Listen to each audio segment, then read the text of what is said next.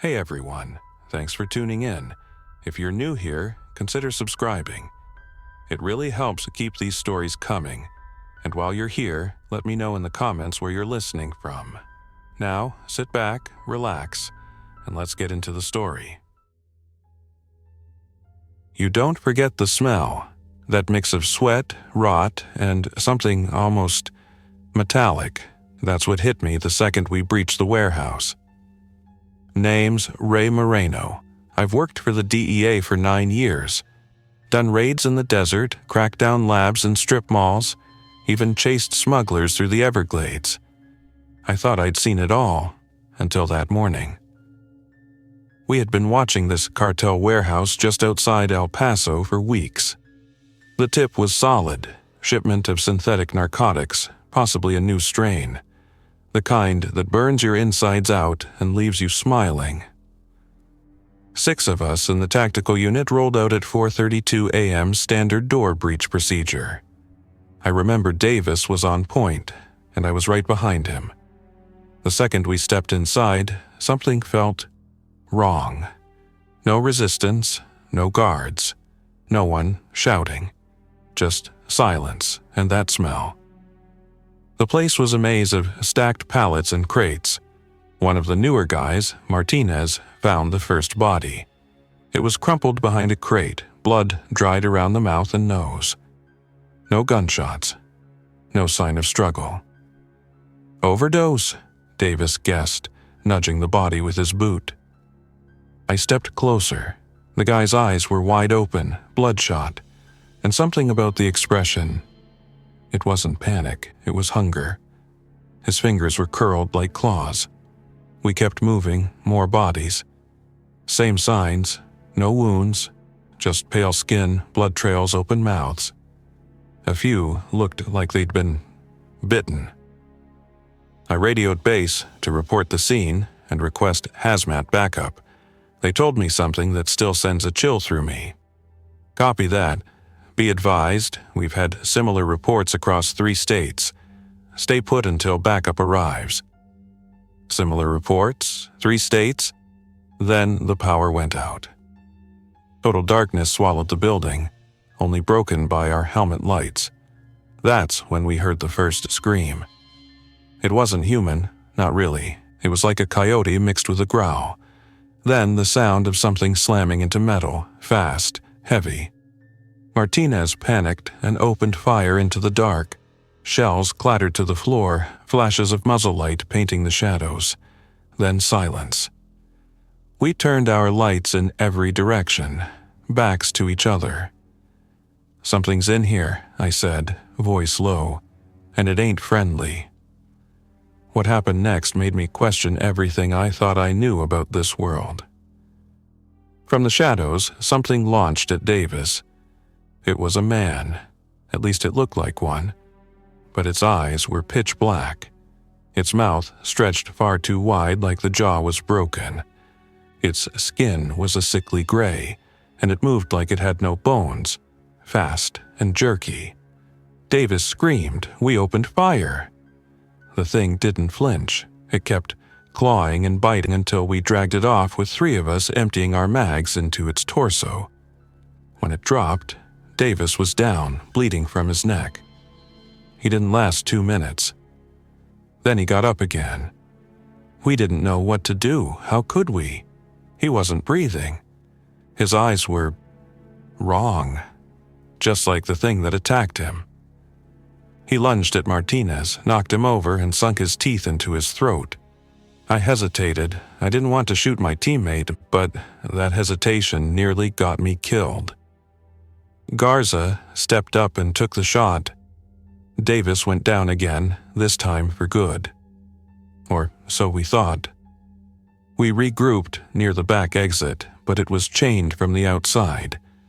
No one could explain why. Then we heard scratching. Dozens of them on the other side of the wall. And we realized, whatever was happening, it wasn't just inside this warehouse. It was spreading. We had less than 10 rounds left between the 5 of us.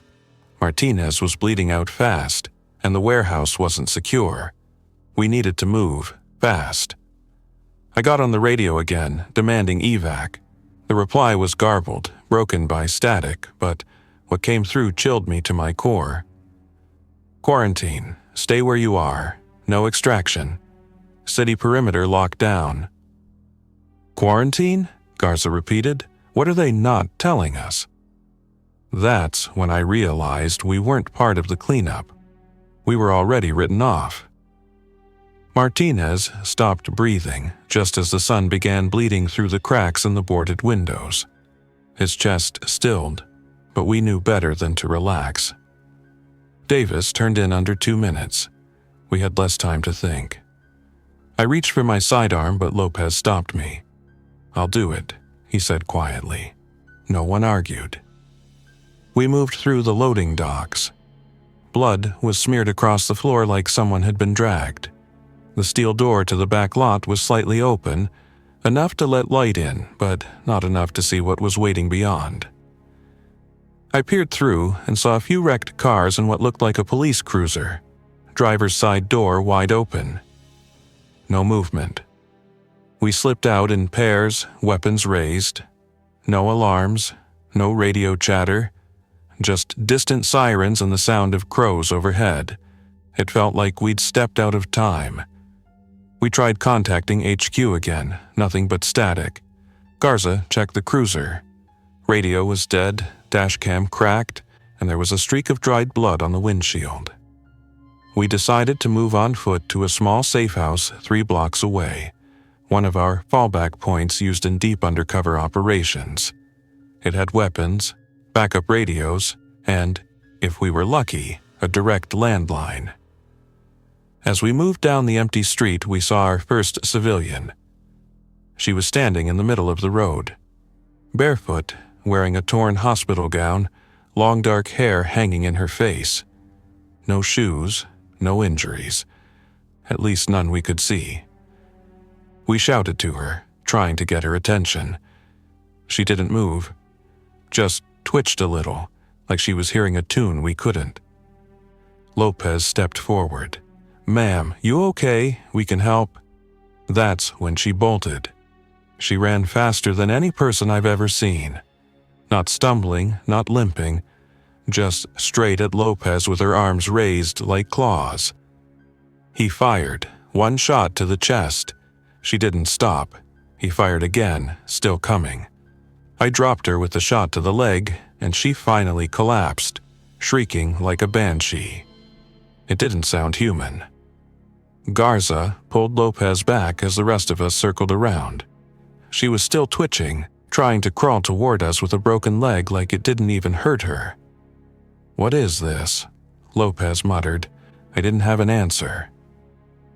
We reached the safe house 10 minutes later, but the damage had already been done. The door was busted inward. Inside, it looked like someone had ransacked the place and then painted the walls with what remained of the agents stationed there. One body, or what was left of it, was slumped over the radio. His throat was missing. Garza puked in the corner. None of us said anything. I checked the landline. It had a dial tone. Finally, some hope. I called the El Paso field office, but what picked up? It wasn't right. The voice on the other end was whispering something in Spanish. A prayer, over and over again. No ID, no greeting. Just a prayer, on repeat.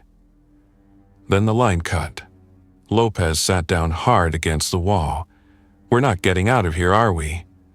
I didn't answer, because I wasn't sure. It was 6:51 a.m. according to the busted wall clock in the safe house. We were 7 hours in, and the city was going silent. Garza found a solar-powered radio in the panic kit. We huddled around it, hoping for news, anything that could explain what was happening. He turned the dial slowly, skipping over static and empty stations, until one signal broke through. A voice. "Calm. Too calm." Read from a script. "This is a Department of Emergency alert. Remain indoors. Do not attempt to engage infected individuals. Secure all entry points. Do not wait for rescue. Repeat, Do not wait for rescue. I kept looping, no location, no call to action, just, don't wait for rescue.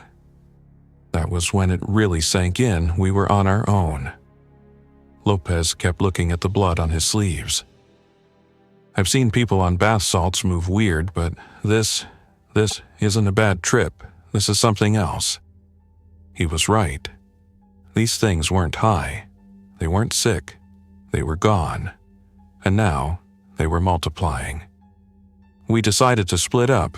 Riskier, but faster. Garza and Lopez would try to reach a nearby fire station and grab the emergency med kit and oxygen tanks. I'd stay with Russo to scavenge the safe house for anything useful. As soon as they left, Russo started boarding up the windows while I went through files and shelves. That's when I found something strange. Tucked behind a false panel in the floor was a case labeled C0V, Special Containment.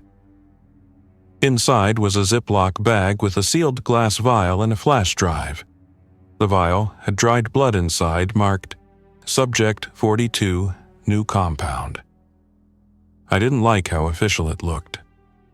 The flash drive was password locked. Standard DEA encryption.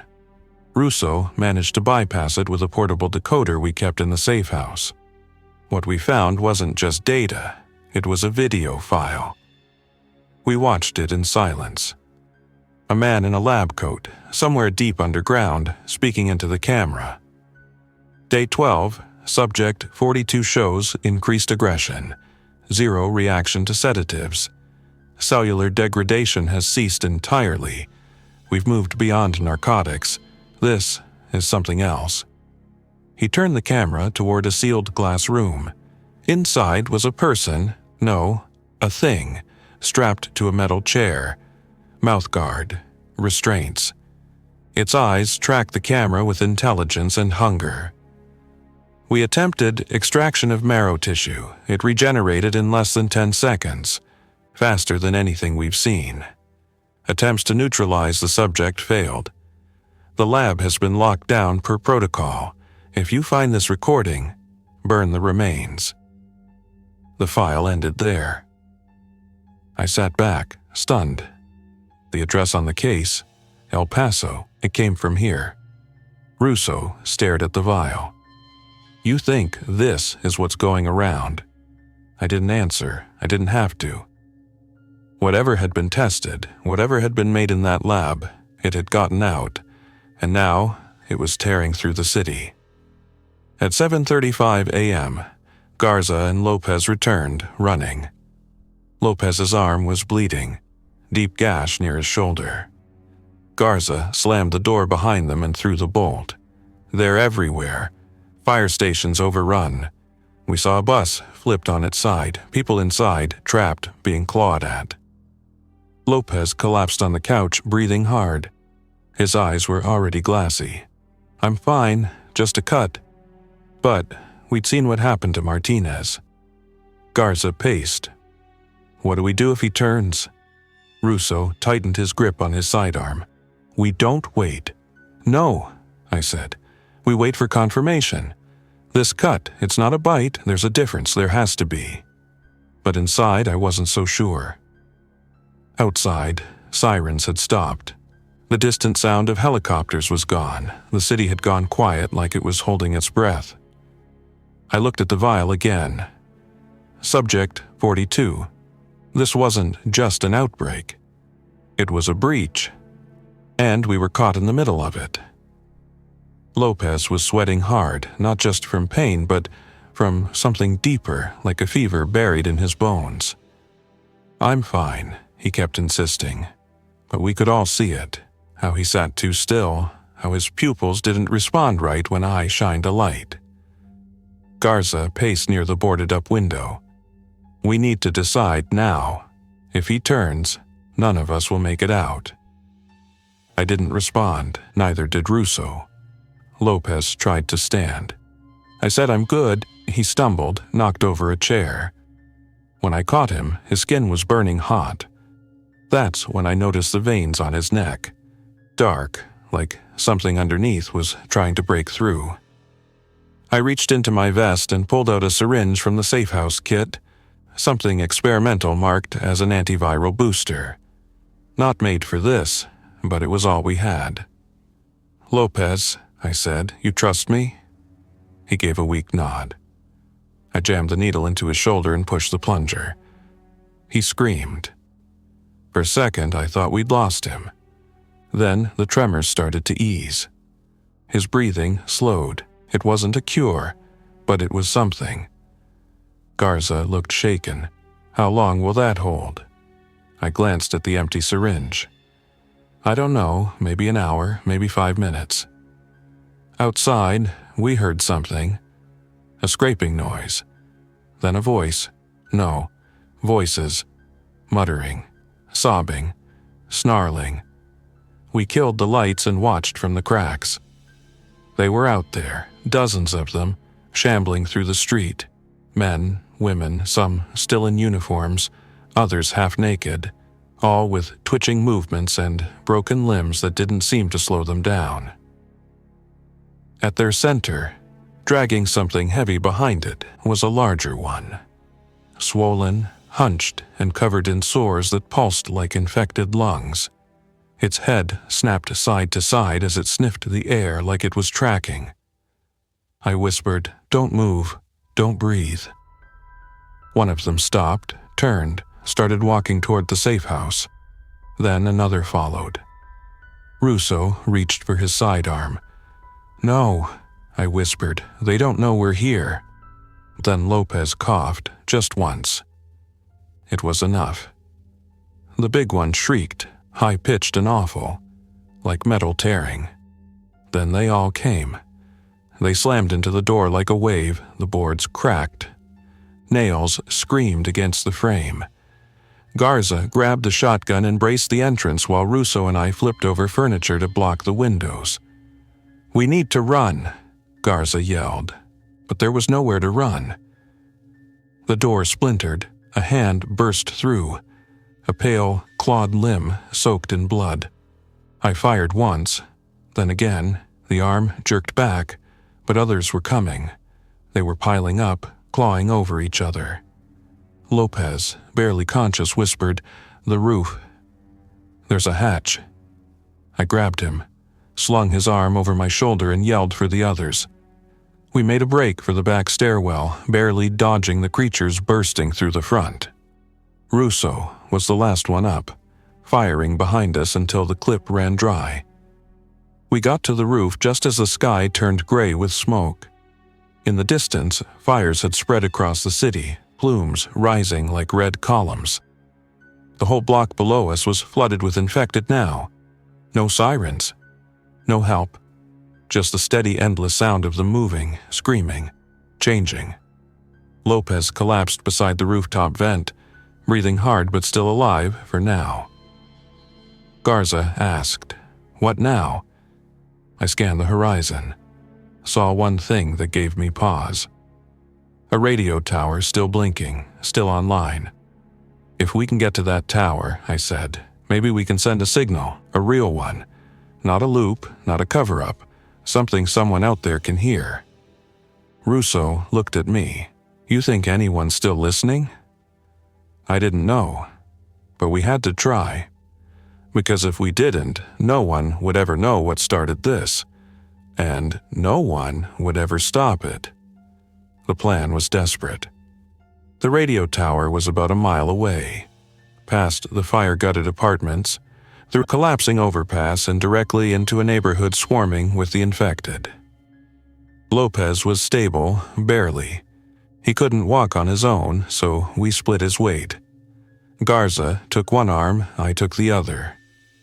Russo led the way with a flare gun in one hand and a long metal pole in the other, scavenged from the rooftop vent system. Makeshift spear.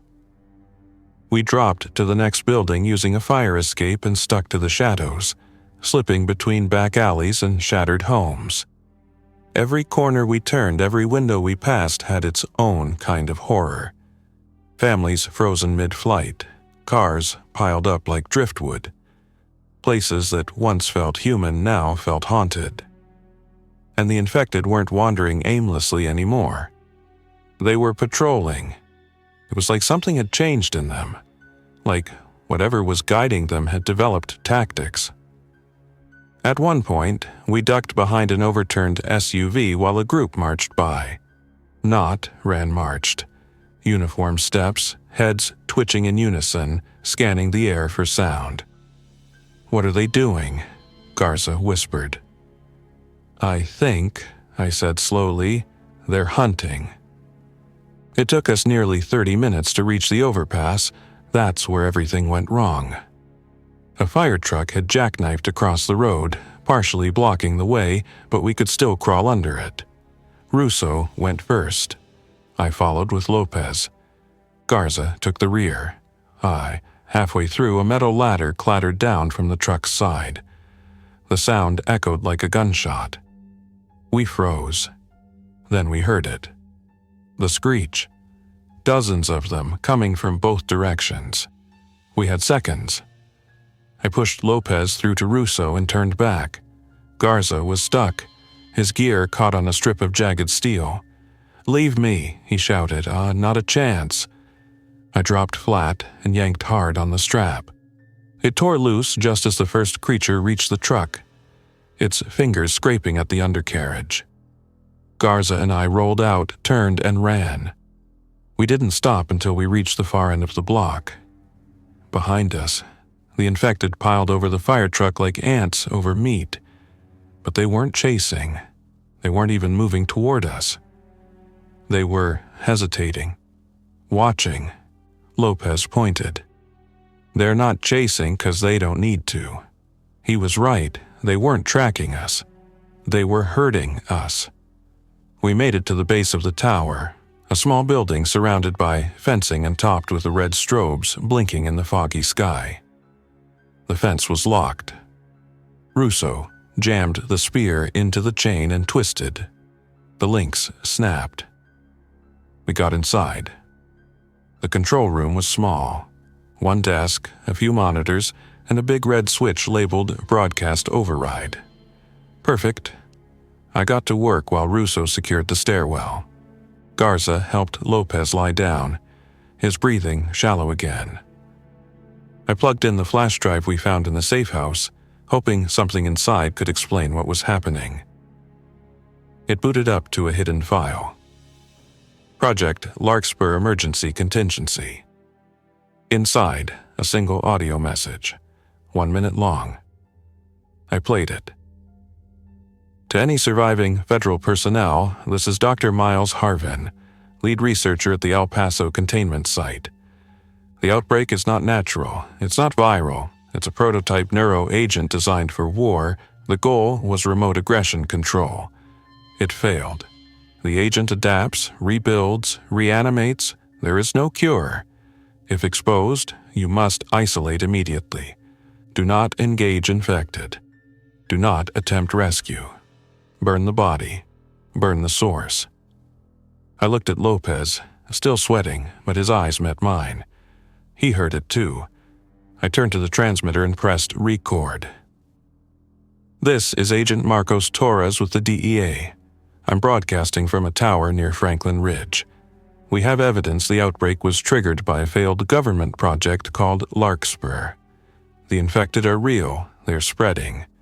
This is not contained.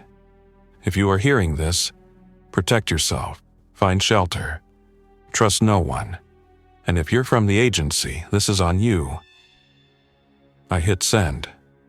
The signal went live. The tower buzzed. The red lights glowed brighter. Then, as if on cue, the power died. Total darkness. We looked at each other. Then we heard the sound of claws scraping up the stairs. The stairwell filled with the sound of broken limbs dragging, of breathless wheezing and guttural snarls. We only had seconds. Russo stepped in front of the door, gripping his makeshift spear. "I hold them off. You get him out." "No," I said firmly. "We end this together." I pulled out my sidearm, 2 bullets left. Garza snapped open the emergency panel on the wall and found an old fire axe. Lopez, pale and barely conscious, tried to lift himself. "Take me with you. I'm not staying behind." We helped him up and moved fast. There was a narrow maintenance ladder bolted to the back of the tower, used for servicing the dish. Russo and I got Lopez on first. Garza followed. I went last. Below us, the door burst open. They spilled in like a flood. One clawed hand reached up the ladder just as I pulled my leg out of range. We climbed into the freezing wind. The tower swayed. Smoke from the burning city blurred the horizon. And then, just above us, the dish glowed faintly. A backup power supply had kicked in. The signal was still going. We huddled beside it, shivering, catching our breath. The creatures couldn't climb the slick steel, at least not yet. Lopez spoke softly. "If someone heard that message, maybe they'll come." "Or maybe," Russo said, "they'll just bury it like they buried everything else." I looked down at the city, at the firelight moving through the streets like veins. I thought about the quiet towns that didn't know what was coming, about families who'd leave their doors unlocked tonight. And I thought about what the voice in that message had said. Burn the body. Burn the source. The source was still out there. This was never just about survival. It was about making sure this didn't spread, and I knew then we couldn't wait for rescue. "We're not done," I said. "There's still the lab, still the original site." Garza looked at me. "You're saying we go after it?" "If we don't," I said, "this tower becomes a tombstone." We waited out the night on that metal perch. When morning came, we spotted a small supply chopper skimming the skyline, too far to signal, too fast to chase. But it meant something. Someone was still flying. Someone might have heard. We climbed down just before noon. Our legs stiff, eyes burning, weapons low on ammo. But we weren't broken. Not yet. I carried Lopez. Garza held the map. Russo checked the compass. Next stop, the site where it all began. The outbreak may have taken the country by surprise. But now it was personal. And we weren't running anymore, but we weren't broken. Not yet. I carried Lopez. Garza held the map. Russo checked the compass. Next stop, the site where it all began. The outbreak may have taken the country by surprise. But now it was personal. And we weren't running anymore. Thanks for listening. If you enjoyed this story, don't forget to like and subscribe. Your support keeps these creepypastas coming. Until next time, stay alert, stay safe, and never ignore the feeling that something is watching.